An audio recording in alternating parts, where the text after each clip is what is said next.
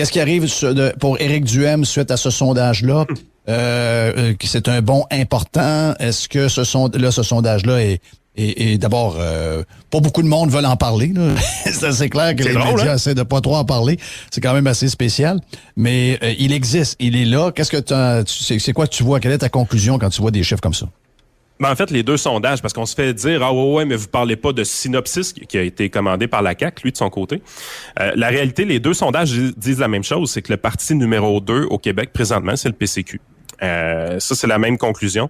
Les deux sondages disent aussi la même chose, c'est l'effondrement du Parti libéral de Dominique Anglade. Puis la disparition à toute fin pratique du Parti québécois de PSPP.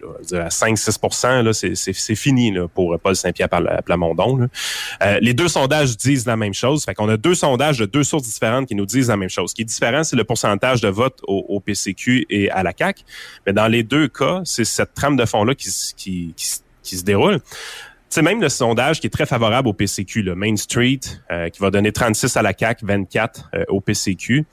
On est vraiment dans une situation où est-ce que le vote de la CAQ est quand même encore solide. Quand tu grattes un peu, tu regardes la démographie derrière ça, tu te rends compte que le 65 ans et plus ne veut rien savoir du PCQ et est derrière la CAQ, alors que Éric Duhem va chercher son vote dans le 18-34 beaucoup et le 35-49.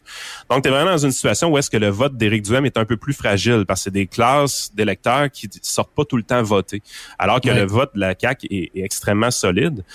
Mais le vrai narratif de cette affaire-là, c'est pas l'effondrement de la CAQ ou la montée du PCQ, c'est que là, présentement, du côté des anglophones et des allophones, si vous fouillez dans les données démographiques, vous allez le trouver, vous allez vous rendre compte une chose. Les gens qui ne parlent pas français ou qui ont le français comme langue seconde sont dans une position où est-ce que les libéraux ne sont plus un vote automatique.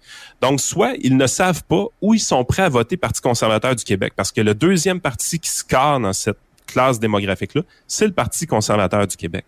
Donc là, Éric Duhem est en train de peut-être faire une percée à Montréal, mais par l'ouest de la ville, chose qu'on n'a pas vue depuis des décennies au Québec. Là.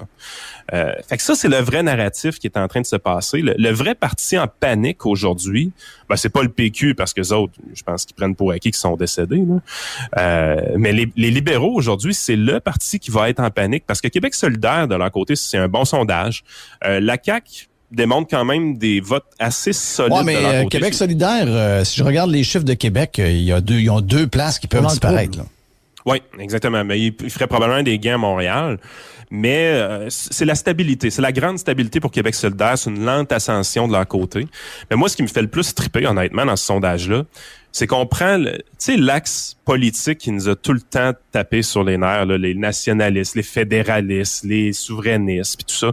On est en train de prendre les deux vieux partis, là, les libéraux et le PQ, là, et on est en train de s'en débarrasser une bonne fois pour toutes. Là. C'est ça que ces sondages-là nous disent.